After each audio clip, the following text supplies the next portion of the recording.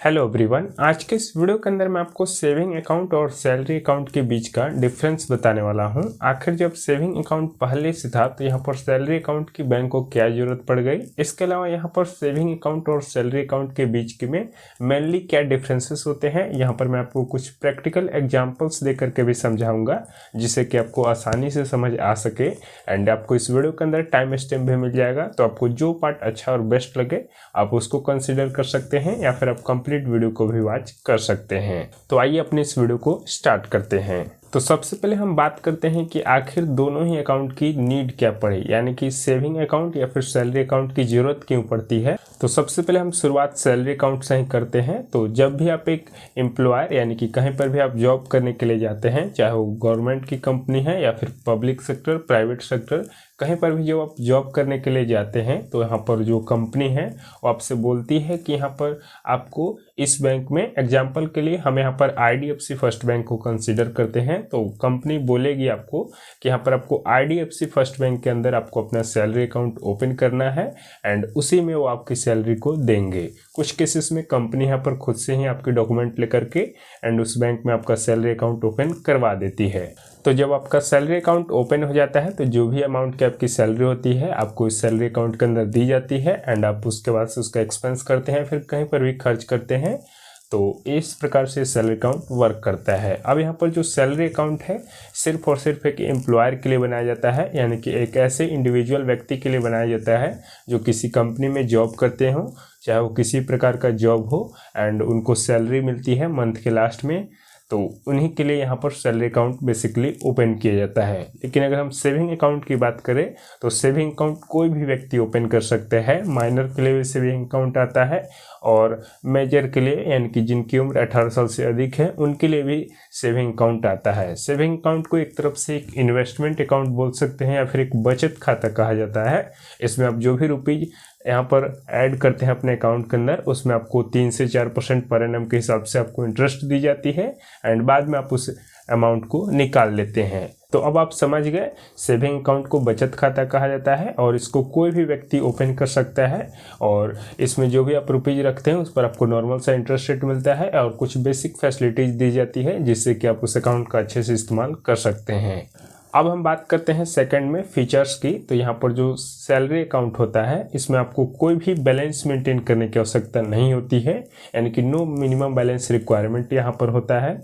इसके अलावा इसमें आपको बेटर फैसिलिटी दी जाती है कंपेयर देन यहाँ पर सेविंग अकाउंट के, यानी कि आप IDFC फर्स्ट बैंक या फिर किसी भी बैंक का सैलरी अकाउंट ओपन करते हैं तो इसमें आपको रिस्ट्रिक्शंस ज़्यादा देखने को नहीं मिलते हैं। नॉर्मल आपको सेविंग अकाउंट की तरह ही इंटरेस्ट रेट मिलेगा, लेकिन यहाँ पर फैसिलिटीज़ के मामले में आपको अधिक फैसिलिटीज़ दी जाएगी। जैसे ATM में यहाँ पर आपको लिमिट्स जल्दी से नहीं देखने को मिलेंगी, आप जितना बार चाहे उतना ATM से कैश ट्रांजेक्शन कर सकते हैं। इसके अलावा यहाँ पर आप अनलिमिटेड किसी भी ट्रांजेक्शन को कर सकते हैं। कुछ केसेस में यहाँ पर नहीं होते हैं, लेकिन मोस्ट ऑफ द केसेस यहाँ पर आपको रिस्ट्रिक्शन लेस यहाँ पर फैसिलिटी मिलती है, मतलब कि बेटर तरीके से यहाँ पर फैसिलिटी आपको प्रोवाइड की जाती है। लेकिन वहीं सेविंग अकाउंट के अंदर यहाँ पर आपको कुछ रिस्ट्रिक्शंस देखने को मिलती है, जैसे कि आपको सेविंग अकाउंट के अंदर यहाँ पर बैलेंस मेंटेन करना पड़ता है।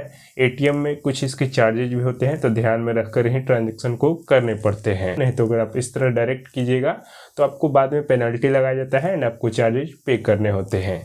तो दोनों के अब आप फीचर्स थोड़ा बहुत जान गए होंगे। अब नेक्स्ट हम प्रॉब्लम्स के बारे में बात करते हैं। ये जनरली आपको कोई नहीं बताता, लेकिन मैं आपको बता देता हूँ।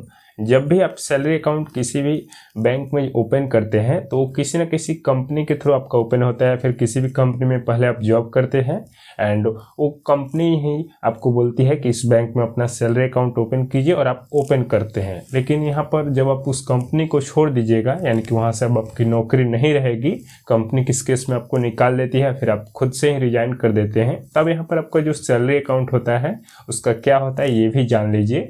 तो यहाँ पर जब भी आप सैलरी अकाउंट ओपन करते हैं तो उसमें कुछ टर्म्स एंड कंडीशन दी हुई रहती है, जिसमें कि कुछ बैंक के केसेस अलग होते हैं, बट मैं आपको नॉर्मली जो होता है ये बता देता हूँ। मिनिमम 2 मंथ और मैक्सिमम 6 मंथ के अंदर अगर आपकी सैलरी क्रेडिट नहीं होगी तो उसको यहाँ पर सेविंग अकाउंट में कर दिया जाएगा। इसका मीन्स ये हुआ कि जब आप कंपनी छोड़ दीजिएगा तो यहाँ पर आपकी सैलरी तो उस समय नहीं आएगी आपके सैलरी अकाउंट के अंदर, तब उस केस में यहाँ पर 6 मंथ के तक आपका टाइम होता है। अगर आप उस 6 मंथ के अंदर नहीं उस अकाउंट को बंद करवाते हैं तब वो सैलरी अकाउंट जो है उस बैंक का नॉर्मल जो भी सेविंग अकाउंट होगा, चाहे वो रेगुलर सेविंग अकाउंट या फिर उस बैंक में जो भी नॉर्मल सेविंग अकाउंट होता होगा उसमें वो कन्वर्ट हो जाएगा। उसके बाद से आपको बैलेंस मेंटेन करनी पड़ेगी, फिर जो भी ट्रांजैक्शन करते हैं उसको आपको लिमिट में करनी पड़ेगी, बिकॉज उस पर रिस्ट्रिक्शंस अप्लाई हो जाएंगे और वो एक सेविंग अकाउंट में कन्वर्ट हो जाएगा, जो कि कंप्लीट आपको एसएमएस के माध्यम से बैंक की तरफ से आते रहता है कि अपना कन्वर्ट करा लीजिए, और फिर सब कुछ आपको बैंक बता देता है। तो इसके बावजूद अगर आप अपने सैलरी अकाउंट को क्लोज नहीं कीजिएगा तो सेविंग अकाउंट में कन्वर्ट होने के बाद आपको चार्जेज पे करने पड़ेंगे और ये पेनल्टी हाई हो सकते हैं। इसलिए जब भी आप किसी कंपनी को छोड़ते हैं, अगर आप देख लीजिए उस सैलरी अकाउंट की आपकी ज़्यादा ज़रूरत नहीं है तो उसको किसी भी माध्यम से उस बैंक में अकाउंट क्लोज होता है तो उसको क्लोज करा दीजिए, नहीं तो बाद में आपको चार्जेज पे करने पड़ेंगे। लेकिन वहीं अगर सेविंग अकाउंट की बात करें तो नॉर्मल सा होता है, जितना दिन तक चाहे अपना बैलेंस मेंटेन कीजिए, उसके बाद से अकाउंट का इस्तेमाल कीजिए एंड बाद में इसको भी क्लोज कर सकते हैं। तो अब कंप्लीट जान गए होंगे सेविंग अकाउंट और सैलरी अकाउंट के बीच का डिफरेंस। सैलरी अकाउंट एक एम्प्लॉयर के लिए होता है जो किसी कंपनी में जॉब करते हैं, और सेविंग अकाउंट जो है यहाँ पर कोई भी व्यक्ति ओपन कर सकता है, चाहे उनकी एज 18 साल से कम है या फिर 18 साल से अधिक है। तो अब आप आसानी से समझ गए होंगे। एंड आप चाहें तो एक सैलरी अकाउंट भी ओपन कर सकते हैं एंड एक सेविंग अकाउंट भी ओपन कर सकते हैं। अगर आप किसी कंपनी में जॉब करते हैं तो कंपनी बोलेगी कि आपको सैलरी अकाउंट भी ओपन करने के लिए, इसके बावजूद आप किसी भी बैंक में अपना सेविंग अकाउंट भी ओपन कर सकते हैं। अगर आपका इसके रिगार्डिंग कोई भी क्यूरी क्वेश्चन है तो आप कमेंट बॉक्स में पूछ सकते हैं, और बहुत सारे बैंक के अलग अलग सैलरी अकाउंट आते हैं। तो अगर आपको किसी के ऊपर भी डिटेल में वीडियो चाहिए तो आप कमेंट बॉक्स में बता दीजिएगा, ताकि मैं नेक्स्ट वीडियो उसके रिगार्डिंग बना सकूं। सो आई होप आपको वीडियो पसंद आया हो। मैं फिर मिलूंगा नेक्स्ट वीडियो में।